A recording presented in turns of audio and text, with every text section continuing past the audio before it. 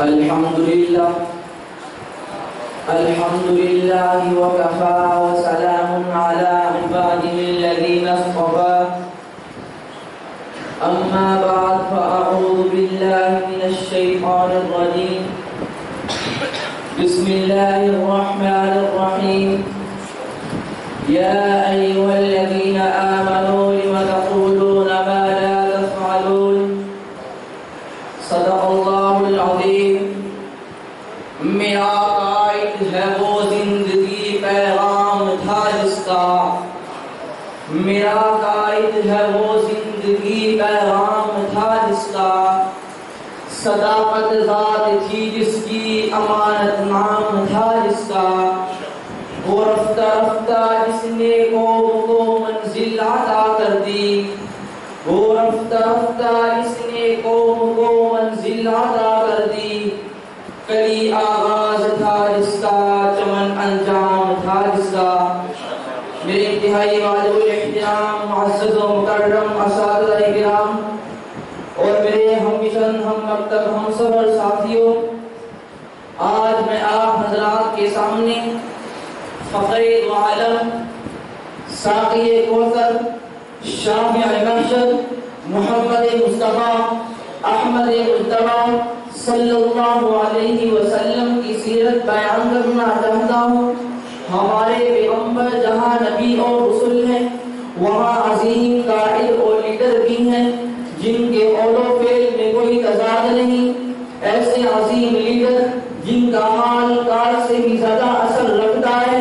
دنیا میں بہت سے لیڈر گزرے ہیں، آج بھی لیڈروں کی کوئی کمی نہیں، مقامی لیڈر بھی ہیں، بین الاقوامی لیڈر بھی ہیں، چھوٹے لیڈر بھی ہیں، بڑے لیڈر بھی ہیں، موسمی لیڈر بھی ہیں، مستقل لیڈر بھی ہیں، گاؤں کے لیڈر بھی ہیں، گلیوں اور بازاروں کے لیڈر بھی ہیں، سیاسی لیڈر بھی ہیں جو عوام کو سبز باغ دکھاتی ہیں اور ان کی قسمت بدل دینے کے دعوے کرتے ہیں۔ ان کی تقریر سن کر تو یوں محسوس ہوتا ہے کہ ان کا ساتھ دینے سے فیصلہ آباد پیرس بن جائے گا۔ کچھ مزدور لیڈر بھی ہوتے ہیں جو مزدوروں کو بتاتی ہیں کہ ہمیں لیڈر مان لینے سے تمہارے دکھ دور ہو جائیں گے اور تمہیں گھر بیٹھے تنخواہ ملا کرے گی۔ یہ لیڈر اپنی سوشل زندگی میں بڑے ہمدرد، بڑے جانسا، بڑے پارسا اور بڑے مسادہ دکھائی دیتے ہیں، لیکن ان میں سے اکثر اپنی پرائیویٹ زندگی میں بڑے سنجیدہ، بڑے خودغرض، بڑے انجاش، بڑے مکار ہوتے ہیں۔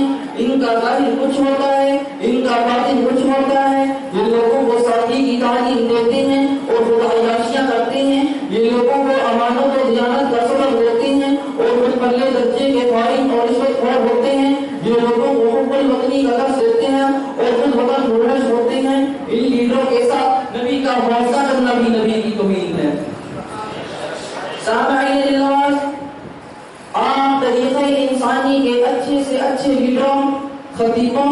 اور مشہور لوگوں کی فہرست بنا لیں، آپ کو ان کی ہاں دلچسپ تھیوریاں ملیں گی، دل اویز حکایتیں ملیں گی، خطیبانہ بلند آہنگیاں ملیں گی، فصاحت و بلاغت کا جوش نظر آئے گا۔ ان کے مشہور اقوال آپ کو تھوڑی دیر کے لیے خوش کر دیں گے، مگر وہ چیز جو آپ کو نہیں ملے گی وہ عمل ہے۔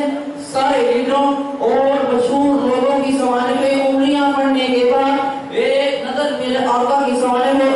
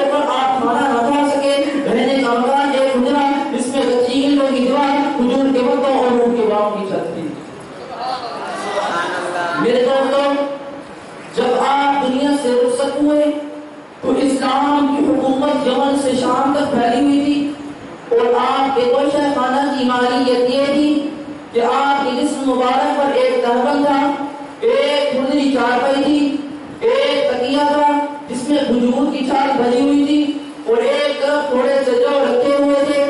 ایک کونے میں ایک جانور کی کھال کی جماعت تھی، ایک بالٹی میں ایک مشکیزہ پانی کا لٹکا ہوا تھا۔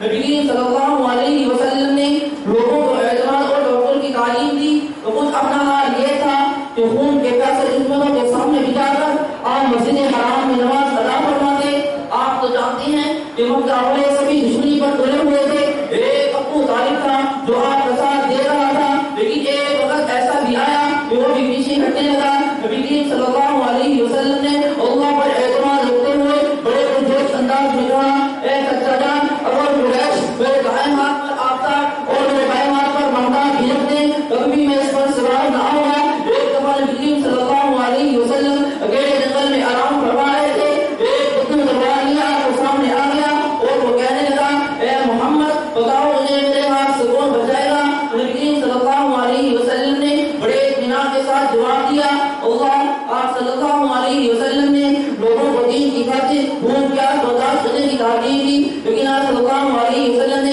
لوگوں کو خون گزر کا سبق دیا۔ آپ صلی اللہ علیہ وسلم نے فتح مکہ کے موقع پر اپنے دشمنوں کو معاف کیا، کوئی دوسرا بھی ایسے معاف کر سکتا ہے؟ نبی کریم صلی اللہ علیہ وسلم نے لوگوں کو دین کی خاطر خون پیاس برداشت کرنے کی تعلیم دی، تو خود اپنا حال یہ تھا کہ غزوہ خندق کے موقع پر آپ کے بادشاہ نے بتایا کہ انہوں نے بھوک کی وجہ سے اپنی کمر سیدھی رکھنے کے لیے اپنے پیٹ پر پتھر باندھ رکھے ہیں، تو آپ صلی اللہ علیہ وسلم نے اپنا کرتا مبارک اوپر اٹھا کر فرمایا، اے میرے جانثاروں، میں نے بھوک کی وجہ سے اپنی کمر سیدھی رکھنے کے لیے اپنے پیٹ پر دو پتھر باندھ رکھے ہیں۔